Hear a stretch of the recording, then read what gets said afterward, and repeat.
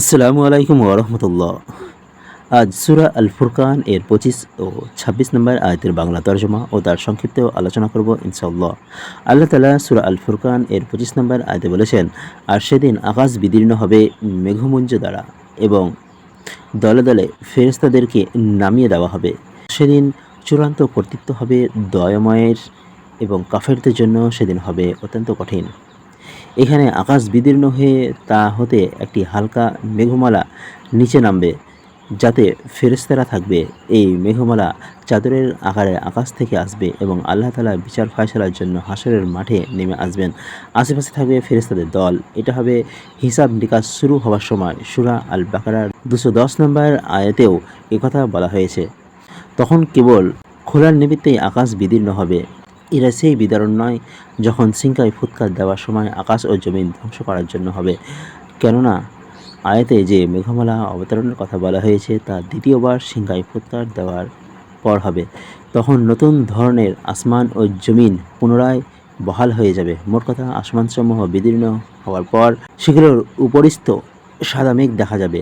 রব্বুল আলামিন যে মেঘসমূহ সৃষ্টিগুলোর মধ্যে ফয়সালা করতে নাজিল হবে। আসমানসমূহ বিদীর্ণ হয়ে যাওয়ার পর প্রত্যেক আসমানের ফেরেশতাগণ কাতারে কাতারে দাঁড়াবে। তারপর তারা সৃষ্টি জগৎকে ঘিরে রাখবে। তারা তাদের রব এর নির্দেশ পালন করে যাবে। তাদের মধ্যে কেউই আল্লাহর অনুমতি ব্যতীত কোনো কথা বলবে না। যদি ফেরেশতাদের এই অবস্থা হয়, তাহলে অন্যান্য সৃষ্টিগুলোর কী অবস্থা হবে তা সহজেই অনুমেয়। 26 নম্বর আয়াতে বলা হয়েছে, সেদিন চূড়ান্ত কর্তৃত্ব হবে দয়াময়ের এবং কাফেরদের জন্য সেদিন হবে অত্যন্ত কঠিন।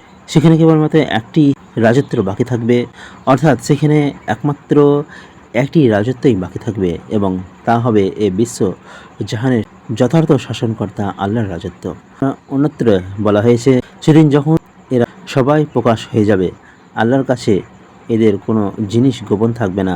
জিজ্ঞাসা করা হবে, আজ রাজত্ব কার? সব দিক থেকে জবাব আসবে, একমাত্র আল্লাহ, যিনি সবার ওপর বিজয়ী। সূরা গাফির 16 নম্বর আয়াত। হাদিসে এই বিষয়বস্তুকে আরও বেশি স্পষ্ট করে বলা হয়েছে।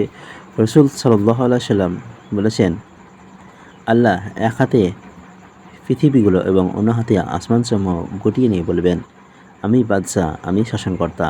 এখন সেই পৃথিবীর বাদশারা কোথায়? কোথায় স্বৈরাচারী একনায়কের দল, অহংকারী ক্ষমতা দর্পীরা? বুখারী শরীফ 7412 এবং মুসলিম শরীফ 2788 নম্বর হাদিস। আজকের মতো এতটুকুই। ইনশাল্লাহ আমরা পরবর্তী ভিডিওতে অনেকটি বিষয় নিয়ে আলোচনা করব। আসসালামু আলাইকুম ওয়া রাহমাতুল্লাহি ওয়া বারাকাতুহু।